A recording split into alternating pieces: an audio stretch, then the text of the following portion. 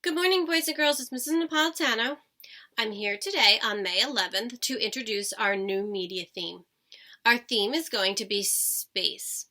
And inside your Google Classroom is a choice board where you're going to complete one thing on the top row and one thing on the bottom row, just as we've been doing. I'm going to read you a story called Mousetronaut Goes to Mars.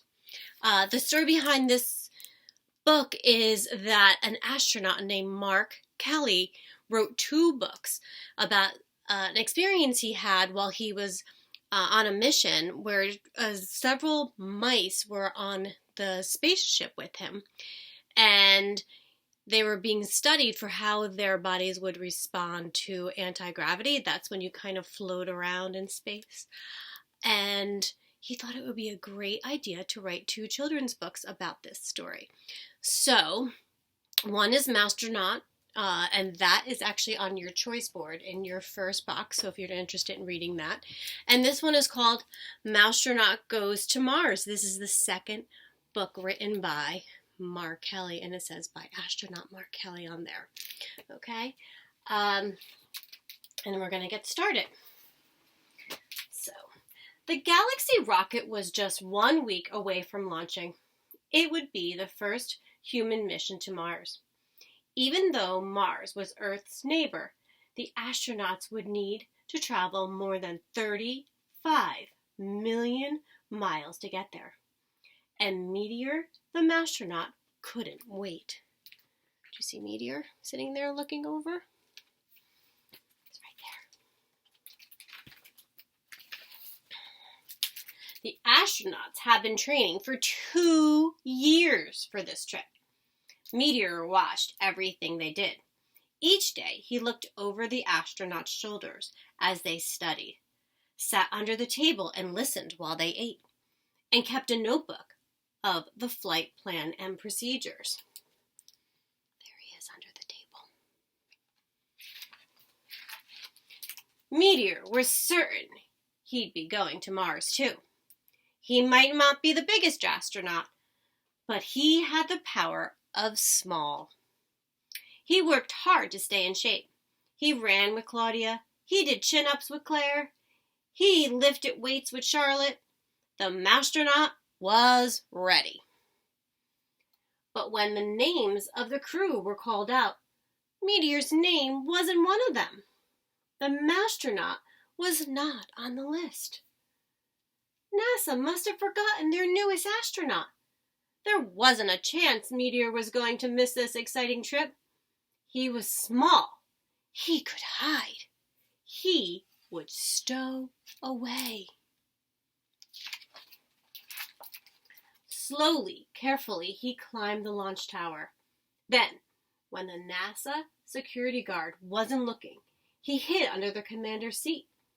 He tried to be as quiet as he could, but he was scared. He wasn't scared of the rocket launch. He was scared he would get caught. 10, 9, 8, 7, 6, 5, 4, 3, 2, 1, liftoff! The rocket shook. Shh! Meteor was pushed against the floor. He held on tight so he wouldn't slide out from under the seat. There was a lot of vibrations, much more than he remembered from his launch on the space shuttle, but not enough to bother the Mousetronaut. 9 minutes later, they were in space. Meteor loved the feeling of weightlessness. See how he's floating? That's anti-gravity. During the long journey, Meteor stayed hidden. He only would come out for crumbs when the astronauts slept. There are the astronauts sleeping. Did you notice how they're buckled in? That's because without those buckles, they would be floating around. And as Earth got smaller behind them, the red dot that was Mars grew bigger. Here's Earth. Here's Mars. After 6 months, they finally arrived. Meteor had stayed hidden the entire time. When no one was looking, Meteor peeked through the window and saw the different shades of red and orange. Mars was nothing like Earth, but it was still beautiful in its own way. Here's Mars. They call that the red planet. He also heard the astronauts making plans. 2 of them would go down to the surface and explore Mars on foot with a rover. But there was a problem. Galaxy's commander was talking to Mission Control in Houston. One of the landing craft's engines had failed its test and wouldn't work.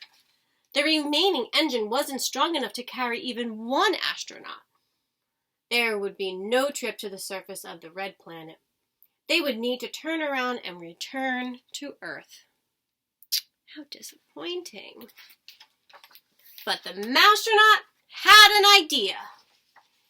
He shot out from his hiding place to surprise the crew. "Meteor, where have you been hiding?" the commander asked. They were happy to see him, but still sad about their failed mission. Then Meteor floated over to the hatch leading to the landing craft. Is it possible?" said the commander. "1 rocket engine could work for someone small enough."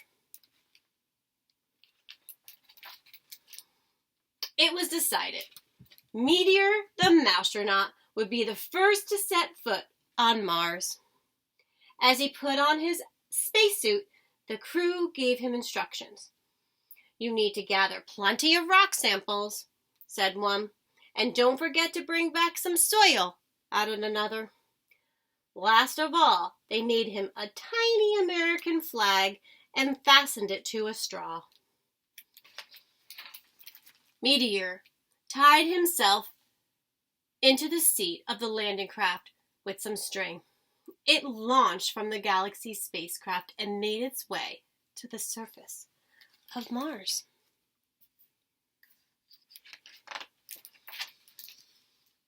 The Martian landscape was unlike anything Meteor had seen before. There were no plants.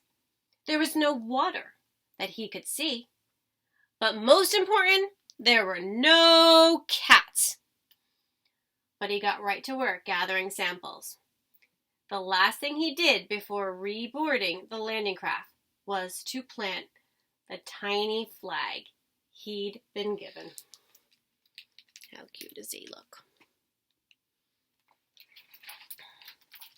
"Meteor, you saved the day," the crew cheered him as he returned to the ship.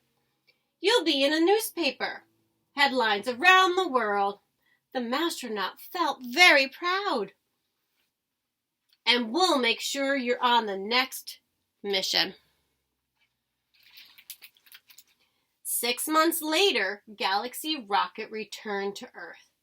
The astronauts were all welcomed as heroes, but the smallest among them was the biggest hero of all. The end. I hope you guys enjoyed Mousetronaut Goes to Mars. And if you want to read another Mousetronaut, you can see that on the first square on your choice board. Good luck this week, boys and girls, with Space Theme, and I'll talk to you soon. Bye.